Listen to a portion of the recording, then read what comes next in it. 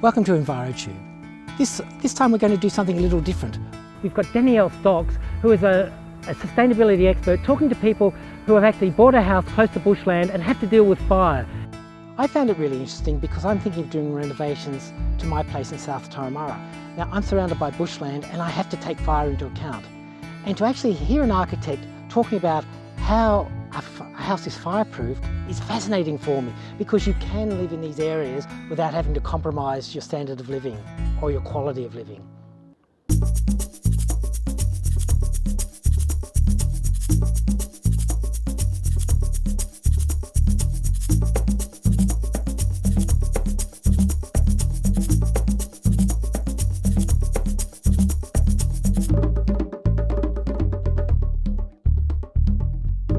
So can you tell me what's the fire risk of this house? This is rated Bell FZ, which is flame zone. Yeah.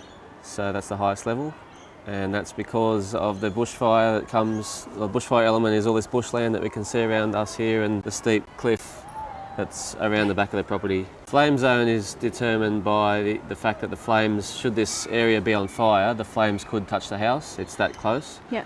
And so can you point out a few of the features of the house special flame resistant ones? On a normal house, the fascia, which is this behind the gutter, is timber. In this case, it's a fire resistant product. And the same with the eave, which is the horizontal part under the fascia. What's special about the screens? So the fire screens have a stainless steel fire screen mesh instead of the normal nylon mesh. And then the windows, the glass in the windows is also different. 6mm laminated glass. So these windows are a Bell 40 window, and then combined with the metal shutters gives it the Bell FZ. What about the materials in the building? So the wall cladding here is a lightweight product. There's a few alternatives you can use, one being brick walls or masonry. So to use lightweight cladding, we had to use a fire resistant board behind this cladding, which gives it the fire protection, and then this cladding is aesthetic as well as being non-combustible. So these are fire screens? They are. These metal shutters over the windows. In case of a fire, they can put these down from the inside. They're electrically operated. And this handle here is a manual override, so if the owners aren't home and the fire brigade had to come, they have the ability to wind these down manually themselves to protect the house. Do all architects get the fire requirements? I've found a few architects that do know quite a bit about it.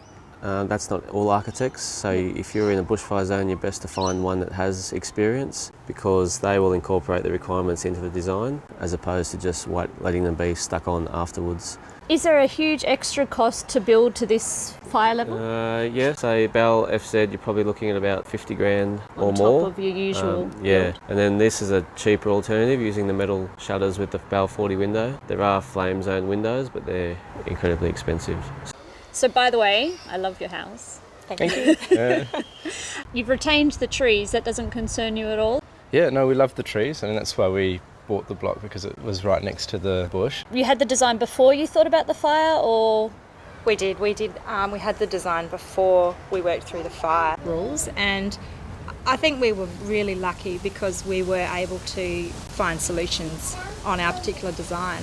Mark helped us sort of work through all the difficulties and issues that you come across building a house in a flame zone in particular. You know, they're quite difficult, and so having someone there with that knowledge is, well, you just can't do it without that.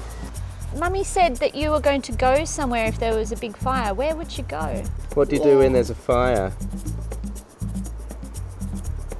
We go up to the letterbox. Good girl.